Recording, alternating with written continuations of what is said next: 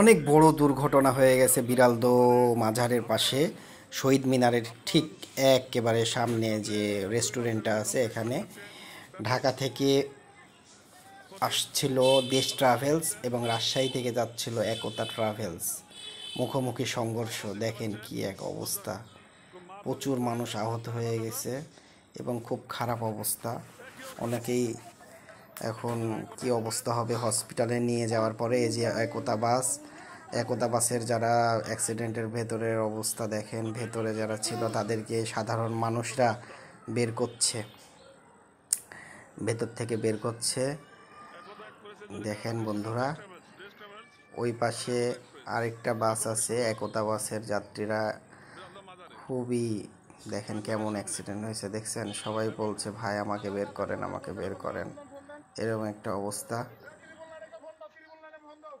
যে যতটুকু পাচ্ছে সহযোগিতা করছে, কারণ এই দুঃসময়ে পাশে দাঁড়ানোই হচ্ছে ভালো মানুষের কাজ। একতা বাস আসলে ওভার স্পিড এভাবে গাড়ি চালানো ঠিক না। প্রতিটা ড্রাইভারকে মালিক পক্ষ এবং সাধারণ যাত্রীরাও নিষেধ করে এত স্পিডে গাড়ি চালায়েন না ভাই আপনারা, তারপরেও গাড়ি চালায়। আর এই জায়গাটা অনেক বাঁকা ছিল, ব্যাক মাজারের এই জায়গাটা এমনিতেই অ্যাক্সিডেন্ট বেশি হয়।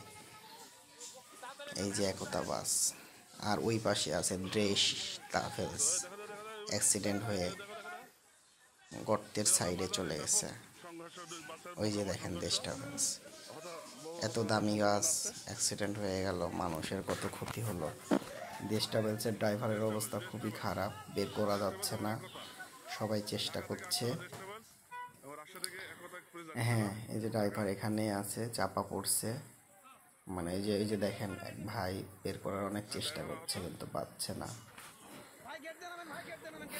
আসলে সবাই চেষ্টাই করে, যখন বিপদে পড়ে তখন আমাদের এই রাজশাহীর মানুষ চেষ্টাই করে ভাই। দেখেন, বিপদে পড়লে চেষ্টা করে। এই যে ড্রাইভারটাকে কোনোভাবে বের করা যাচ্ছে না, পরে বলছে যে একটা রড নিয়ে আসো, রড নিয়ে এসে ওই চাপা যে পড়ছে ওখানের ইয়াটা মানে চাপ দিয়ে ধরলে হয়তো বের করা যাবে, এরকম একটা অবস্থা।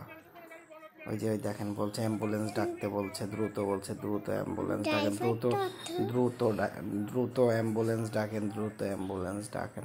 অ্যাম্বুলেন্সে কল দেওয়া হলো, অ্যাম্বুলেন্স হয়তো খুব শীঘ্রই চলে আসবে। ড্রাইভারকে এর মধ্যে বের করা হচ্ছে,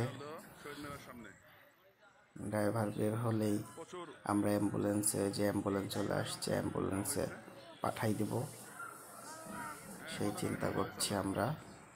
দেখেন, খুবই একটা মর্মান্তিক অবস্থা। হ্যাঁ, অ্যাম্বুলেন্সে যারা অবস্থা খুব খারাপ তাদেরকে রাজশাহী মেডিকেলে পাঠানো হচ্ছে। আমরা সবাই একটু খুব সাবধানে গাড়ি চালাবো, কারণ এখন খুব প্রচুর বৃষ্টিপাত হচ্ছে, রাস্তার খুব অবস্থা খুবই খারাপ। একটু ব্রেক মারলেই চাকা পিচ্ছিল হয়ে অ্যাক্সিডেন্টের একটা সম্ভাবনা থাকে। সো নিরাপদে আমরা গাড়ি চালাবো, এটাই সবার কাছে অনুরোধ থাকবে। দুই দিনের দুনিয়ায় এত কিছু তাড়াহুড়া করার দরকার কি? সময়ের দাম ভাই মৃত্যুর থেকে বেশি নয়।